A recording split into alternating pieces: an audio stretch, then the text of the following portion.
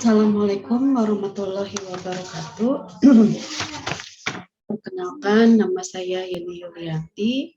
Saya adalah salah satu dosen di Stikes Sukabumi. Home base saya ada di Diploma 3 Keperawatan. Saya merupakan tim teaching pengajar KMP Gadar di Prodi D3 Keperawatan dan Prodi Sarjana Keperawatan.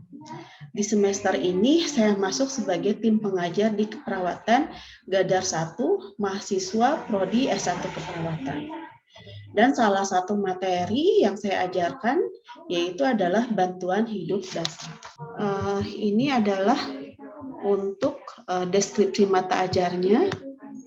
Jadi mata kuliah ini membahas tentang konsep dan perencanaan asuhan keperawatan yang etis, legal, dan peka budaya pada klien yang mempunyai masalah aktual dan resiko yang terjadi secara mendadak atau tidak dapat diperkirakan dan tanpa atau disertai kondisi lingkungan yang tidak dapat dikendalikan, serta kondisi klien yang mengalami kritis dan mengancam kehidupan. Perencanaan asuhan keperawatan dikembangkan sedemikian rupa sehingga diharapkan mampu mencegah, mengurangi kematian ataupun kecacatan yang mungkin terjadi. Itu untuk deskripsi mata ajarnya. Untuk materi yang saya ajarkan di Keperawatan Gadar 1 ini salah satunya adalah bantuan hidup dasar. Nah, untuk bantuan hidup dasar saya ditugaskan untuk mengajar baik itu di kelas A ataupun di kelas B, yaitu mendemonstrasikan bantuan hidup dasar ataupun basic life support. Tujuannya mahasiswa dapat dengan tepat menjelaskan tentang pengertian bantuan hidup dasar. Kemudian mahasiswa dengan tepat menjelaskan protap resusitasi jantung paru. Mahasiswa dengan tepat mendemonstrasikan kardiopulmonal resusitasi. Untuk kriterianya, ketepatan dan tingkat penguasaan prosedur skill bantuan hidup dasar ataupun basic life support, sedangkan bentuk prakteknya itu adalah laboratorium. Untuk proses pembelajarannya di materi ini ada kuliah ataupun diskusi selama 2 kali 50 menit, kemudian praktikum yaitu mendemonstrasikan prosedur skill bantuan hidup dasar ataupun basic life support. Untuk kuliah ataupun diskusi ini akan dipaparkan secara daring yaitu melalui Zoom meeting, kemudian untuk praktikum nanti akan dibuat kelompok kecil, satu kelas ini akan dibagi menjadi beberapa mahasiswa yang tergabung dalam satu kelompok. Kemudian akan praktek di laboratorium. Nah, untuk pertemuan yang akan dijelaskan yaitu adalah ke arah penjelasan kuliah ataupun diskusi di kelas secara Zoom meeting. Untuk proses evaluasinya di materi ini, jadi untuk bantuan hidup dasar ini salah satu materi yang akan masuk di ujian tengah semester. Jadi dari komposisi jumlah soal sebanyak 5% itu akan diambil dari materi ini. Kemudian untuk evaluasi prakteknya akan masuk di ujian OSCE, yaitu Prasat Bantuan Hidup Dasar. Ini adalah untuk format penilaiannya pada saat praktek di laboratorium. Ini adalah format penilaiannya. Di format penilaian bantuan hidup dasar atau resusitasi jantung paru. Jadi ada 3 aspek penilaian. Ada aspek ke arah pengetahuan, ada aspek ke arah orientasi atau aspek yang bergabung dengan tahap kerja, kemudian ada aspek ke arah terminasi. Untuk pengetahuan nanti akan dinilainya adalah kemampuan kognitif, sedangkan untuk tahap orientasi, kerja ataupun terminasi akan dinilai ke arah aspek psikomotor dan afektifnya. Itu yang bisa saya paparkan untuk penjelasan RPS untuk pemaparan materi bantuan hidup dasar. Assalamualaikum warahmatullahi wabarakatuh. Untuk pertemuan kali ini, Ibu, pendalaman materi untuk bantuan hidup dasar ya. Mohon diperhatikan. Sudah terlihat belum? Sudah, Bu. Sudah, Bu. Nah, ya. Sudah, Bu. Oke, tolong dibuka kameranya. Kita mulai ya untuk pembahasan kali ini. Yang akan kita bahas itu adalah bantuan hidup dasar.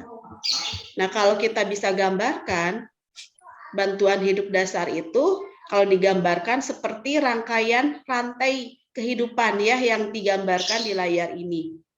Jadi rangkaiannya pada saat kita melakukan bantuan hidup dasar yang berbentuk seperti telepon ini artinya adalah kita mengaktifkan SPGDT atau kita melakukan call for help terlebih dahulu ya. Jadi harus diingat pada saat kita akan melakukan tindakan bantuan hidup dasar, kita tidak bisa sendiri. Kita harus meminta bantuan hidup lanjutan. Kalau biasanya bantuan hidup dasar itu dilakukan di prahospital ya. Sehingga kita menelpon ke pihak rumah sakit terdekat. Baru kita lakukan tindakan RJP. Nah, idealnya pada saat kita melakukan tindakan RJP, setelah ada alat namanya AED, itu nanti dipantau selanjutnya. Kita pasangkan alat tersebut pada pasien ataupun korban yang ada di hadapan kita. Kemudian dari alat tersebut bisa menganalisis apakah kita lanjut RJP atau kita harus melakukan tindakan kejut listrik, karena beberapa kasus pasien mengalami henti jantung disertai dengan aritmia. Nah, kalau disertai dengan aritmia berarti harus dilakukan tindakan DC shock ya. Ini adalah DC shock bersifat portable. Nah, kemudian setelah tim bantuan hidup lanjutan datang, ini pasien akan dibawa ke rumah sakit untuk dilakukan tindakan monitoring. Ini adalah gambaran ya, apa tindakan-tindakan yang harus dilakukan pada saat kita memberikan bantuan hidup dasar. Sekarang kita pahami dulu apa itu bantuan hidup dasar. Jadi kalau kita terjemahkan, bantuan hidup dasar itu kan kita lakukan pada korban yang mengalami henti jantung sebelum mendapatkan penanganan medis ya. Nah, penanganan awalnya itu seperti apa? Nah, penanganan awalnya kita lakukan prinsip di kegawat daruratan selalu melakukan tindakan 3A terlebih dahulu. Aman diri, aman lingkungan, aman pasien. Ya. Nah, kemudian kita pastikan mengaktifkan SPGDT. Jadi kita kalau di prahospital melakukan call for help terlebih dahulu, baru kita melakukan tindakan CPR atau resusitasi awal. Ya. Nah, setelah dilakukan bantuan hidup dasar, tadi kita balik lagi ke rantai kehidupan, kan setelah itu ada bantuan hidup lanjutan datang. Nah, dengan bantuan hidup lanjutan datang, nah keberhasilan pasien bisa hidup ataupun meninggal tergantung seberapa cepat kita melakukan bantuan hidup dasar. Nanti kita bahas ya. Ini untuk pengertiannya mungkin tidak akan terlalu dibahas. Artinya bantuan hidup dasar itu adalah suatu usaha ya yang dilakukan untuk mempertahankan kehidupan pada saat penderita mengalami keadaan yang mengancam nyawa.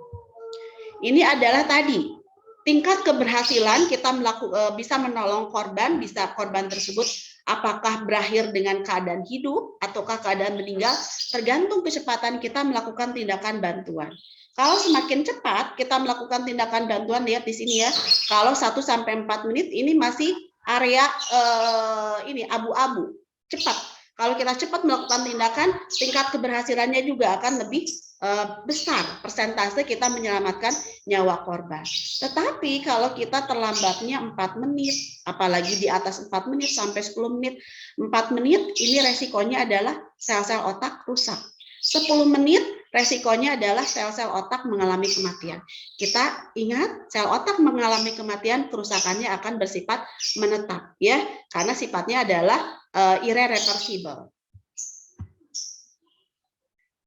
Nah, pada saat kita menghadapi korban, pada saat diidentifikasi mengalami henti nadi, biasanya otomatis dia akan mengalami henti napas ya. Kita namakan fase ini adalah kematian klinis ya.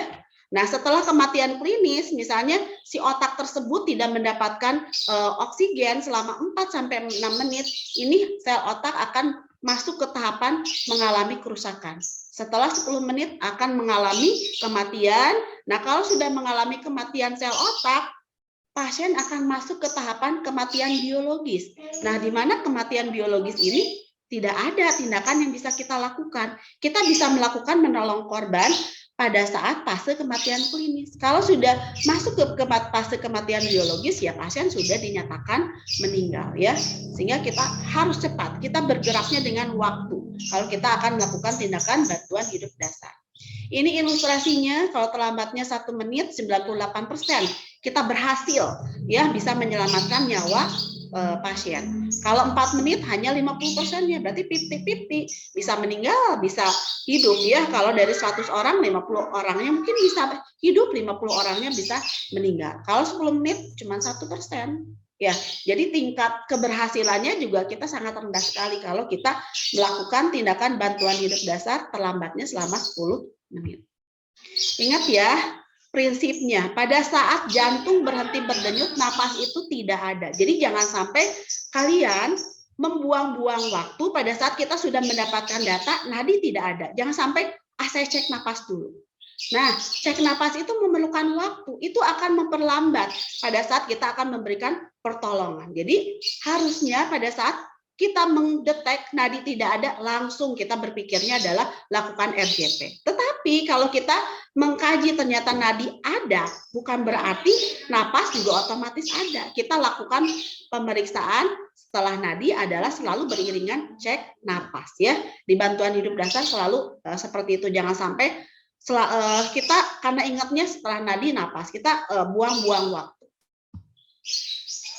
Ini ya, jadi selalu ingat pada saat pasien berhenti berdenyut jantungnya, otomatis paru-parunya juga berhenti. Tapi pada saat jantung berdenyut bukan berarti sehingga kita harus lakukan pengkajian kembali. Ini adalah rekomendasi RJP. Sebenarnya AHA sudah melakukan pengeluaran rekomendasi pada tahun 2020, tetapi tidak terlalu jauh beda dengan 2015. Jadi prinsipnya masih sama, yaitu mendahulukan kompresi sebelum airway dan breathing ya. Prinsipnya adalah cepat, tepat, dan kuat. Gunakan AED kalau itu di luar negeri, kalau di kita berarti ya kita lakukan RJP saja ya. Kalau AED tersedia berarti RJP sampai ini yang prahospital ya. Kalau yang in hospital prinsipnya akan beda lagi. Kalau yang prahospital sampai muncul ada respon. Kita namakan ROSC, Region of Spontaneous Circulation ya. Jadi ada respon secara spontan. Bentuknya seperti apa? Pasien batuk, pasien bergerak tangannya, pasien membuka matanya, itu adalah sebuah respon. Kita bisa menghentikan RJP, kita cek nadi. Ini prinsip dari RJP kualitas tinggi, high quality, jadi kecepatannya itu harus 100 sampai 120 kali per menit. Tadi ya cepat, jadi ini kecepatannya harus cepat, 100 sampai 120 kali per menit. Tepat itu berarti kita menekannya itu pada bagian sternum yang diarahkan ke dada bagian kiri. Kalau laki-laki lebih gampang, kita cari puting susunya, arahkan tangan kita ke arah puting susu. Kalau perempuan, cari sepertiga dari FX, kita tarik ke atas. Nah, tangan ini ada di sepertiga di atas FX-nya ya. Untuk kedalamannya karena harus kuat, yaitu antara 5 sampai 6 cm. Jangan sampai kepikiran takutnya dadanya, tulangnya nanti fraktur karena misalnya disertai ada trauma juga pada tulang dada. Ingat yang kita dahulukan adalah selamatkan nyawanya dulu. Urusan misalnya nanti tulang dadanya fraktur pada saat kita melakukan tindakan RJP karena kondisi pasien trauma, itu nanti kan ada ambulan, ada pihak bantuan lanjutan datang. Nanti ada tindakan selanjutnya ya. Kemudian pada saat kita lakukan penekanan, kita berikan kesempatan supaya si jantung recoil, karena kita tahu ya prinsip jantung kerja itu kan ada kontraksi, ada relaksasi. Jadi jangan terus-terusan kita menekan itu kan untuk tujuannya untuk kontraksi. Jadi berikan kesempatan jantung untuk relaksasi. Kemudian minimalkan interupsi tadi, jangan sampai karena sudah capek, baru juga 1 siklus, langsung cek nadi. Itu berarti artinya ada interupsi. Kita cek nadi kalau prahospital itu sampai ada respon. Kalau di rumah sakit kita melakukan RJP-nya sampai 5 siklus. Hindari ventilasi yang berlebihan pada saat kita bagging ya. Jangan terlalu sampai penuh kita pencet si balonnya. Nanti bisa mengakibatkan hiperventilasi. Ini saat segera mengenali tanda henti jantung, pastikan 3A dulu, cek respon dengan menepuk bagian bahu ya. Kemudian kita dengan cek respon kita bisa tahu apakah pasiennya sadar atau tidak sadar. Kalau sadar ya kita lakukan observasi saja, masalahnya apakah di airway, di breathing ataupun sirkulasi. Kalau pasien tidak sadar, kita cek nadi. Nadi tidak ada ya. sebelumnya setelah kita tahu pasien tidak sadar, aktifkan dulu SPGDT. Kalau sudah kita aktifkan SPGDT, kemudian kita cek nadi.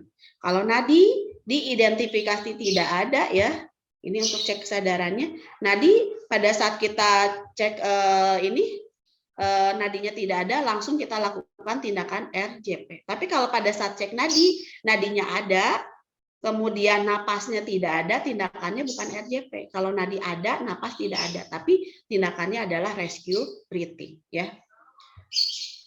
Ini cara cek nadi, masih ingat gimana cara cek nadi ya? Kita raba tulang tiroid, kemudian tarik ke bagian samping. Ini adalah cara cek nadi.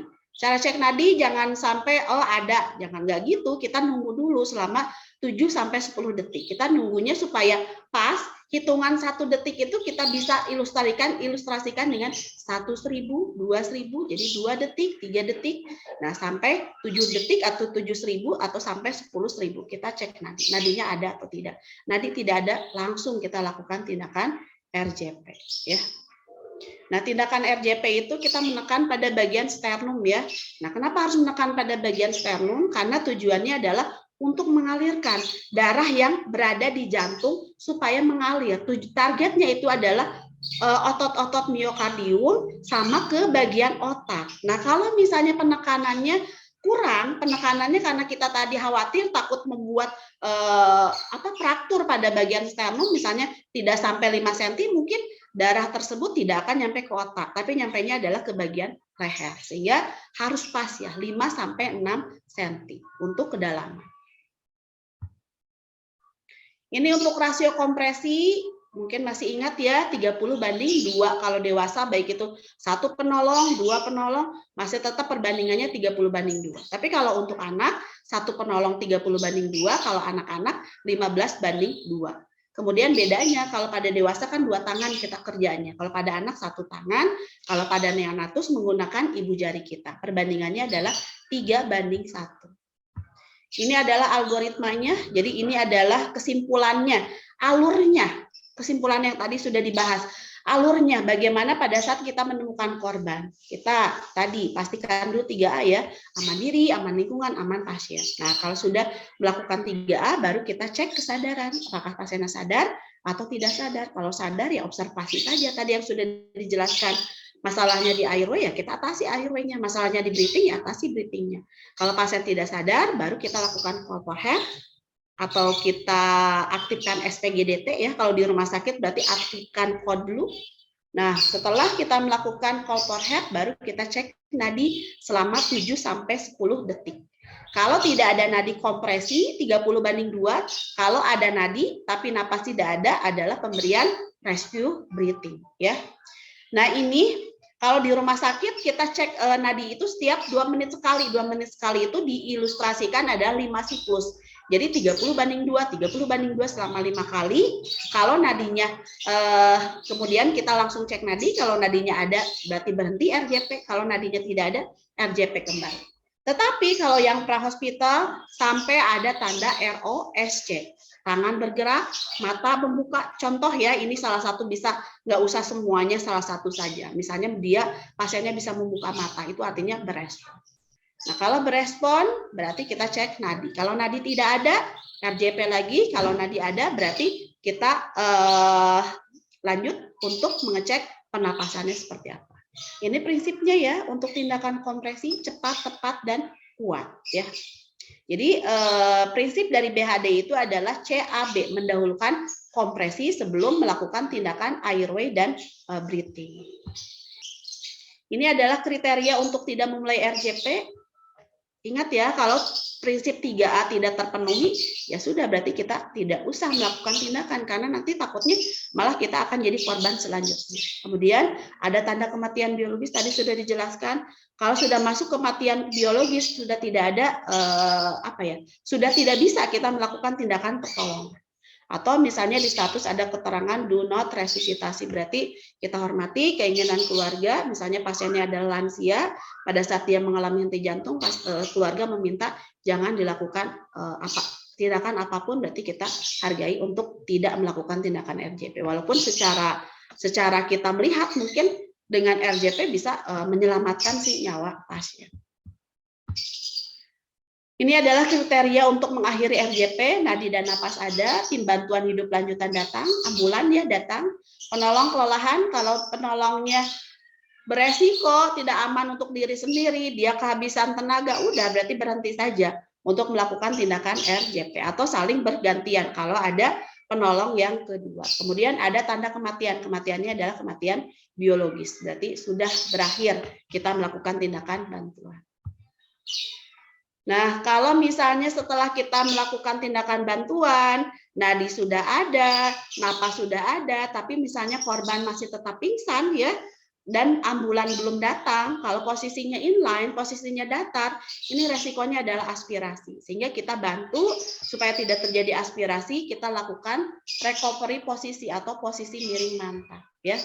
Nah, posisinya adalah seperti ini, posisi miring mantap. Jadi kita miringkan korban ke arah penolong ya, jangan membelakangi. Kenapa ke arah penolong? Takutnya pada saat kita miringkan ada muntahan ataupun ada benda asing, kita akan lebih mudah untuk mengeluarkan dibandingin dengan kita menggulingkannya itu terbalik ya, membelakangi si penolong. Jadi kita nggak bisa apakah ada sumbatan pada jalan napasnya atau apa, tidak akan terlihat. Ini adalah tujuannya dari posisi miring mantap atau recovery posisi. Yang pertama untuk membebaskan jalan napas korban yang tidak sadar, melindungi jalan napas dari benda asing seperti muntahan atau pada korban yang tidak sadar. Tapi untuk recovery posisi ini khusus untuk pasien yang prahospital. Kalau di rumah sakit kan ada tindakan yang lain yang dilakukan. Jadi nggak ada tindakan misalnya setelah itu adalah posisi miring mantap. Ini khusus untuk yang di prahospital. Untuk mencegah aspirasi kita lakukan posisi miring mantap. Ini prosedurnya. Jadi intinya pasien kan tidur terlentang. Jadi pada saat kita akan melakukan posisi miring mantap, tangan yang terdekat dengan penolong kita angkat ke atas, kemudian tangan yang terjauhnya, tangan kirinya, kemudian kita letakkan pada bagian pipi korban, kaki kirinya, kaki yang terjauhnya kita tekuk, kemudian kita gulingkan, pegang bahu sama lutut ya. Hitungan 1, 2, 3, kemudian kita gulingkan. Itu untuk prosedur posisi miring mantap ya. Nah, misalnya kalau kita pada saat ingin meninggalkan, cek dulu airway breathing-nya sudah bagus enggak. Baru kita memberikan pertolongan pada korban yang lain. Misalnya ini bencana, misalnya banyak korban yang mengalami atau banyak membutuhkan bantuan hidup dasar. Nah, pada saat kita akan meninggalkan korban, pastikan dulu dia itu secara airway breathing sirkulasinya sudah clear atau tidak ya. Nah, kemudian pada saat mau ke ini juga mau ke ambulan, diangkut ke ambulan, kita cek dulu ya posisi airway breathing sirkulasinya, posisinya sudah stabil atau tidak. Kalau pasiennya misalnya nadinya diketemukan tidak ada, berarti kita lakukan RJP dulu sebelum pasien dievakuasi. Itu ya untuk materi, pendalaman materi bantuan hidup dasar. Sampai sini ada yang mau ditanyakan? Boleh, mangga? Ya, soal-soal untuk RJP itu lumayan cukup banyak ya, mangga, makanya diperdalam itu untuk menyiapkan supaya nanti lebih paham lagi. Mangga, ada yang mau kita diskusikan dulu? Boleh Bu. Boleh. Izin bertanya Bu. Iya, kalau pasien yang kita temukan pingsan di jalan, tapi pasiennya itu lagi hamil Bu, itu baiknya gimana Ibu? Oke. Pak, kalau kita melakukan tindakan RJP ya khusus untuk ibu hamil, apalagi ibu hamilnya sudah 12 minggu ya. Nah, kita harus lebih hati-hati, takutnya kita menekan pena kapanya, sehingga pada saat kita akan melakukan tindakan RJP, sebaiknya pasiennya dimiringkan. Ya, sebaiknya pasien dimiringkan dan posisi ini kita jadi ada kayak posisi Leopold dulu ya, pada saat itu si janinnya itu kita miringkan dulu baru kita lakukan tindakan RJP. Bagusnya ada papan dengan posisi miring ya, atau misalnya kalau batal sih sebenarnya jadi kan kita melakukan RJP juga harusnya alas datar dan keras ya, alasnya datar dan keras. Jadi bagusnya dialasi dulu dengan alas datar dan keras. Boleh dengan LSB misalnya, atau papan apa yang ada di tempat ya, yang bisa kita modifikasi sehingga si posisi si ibunya itu adalah posisinya adalah miring. Baru kita lakukan tindakan RJP kan. Untuk alur tindakannya sama seperti RJP pada biasanya, cuman bedanya posisi saja yang dimiringkan. Itu kalau untuk yang ibu hamil. Untuk dari rekan-rekan yang lain, Cika, ada yang mau ditanyakan? Tidak, Ibu. Oke. Adrena? Cukup, Bu. Cukup. Kalau cukup, saya ingin evaluasi dulu. Pada saat pasien mengalami trauma pada bagian dada ya, tulang pada bagian dada, tindakan RJP-nya seperti apa? Adrena, tolong jelaskan gimana caranya kita melakukan RJP pada pasien yang mengalami fraktur pada tulang sternumnya.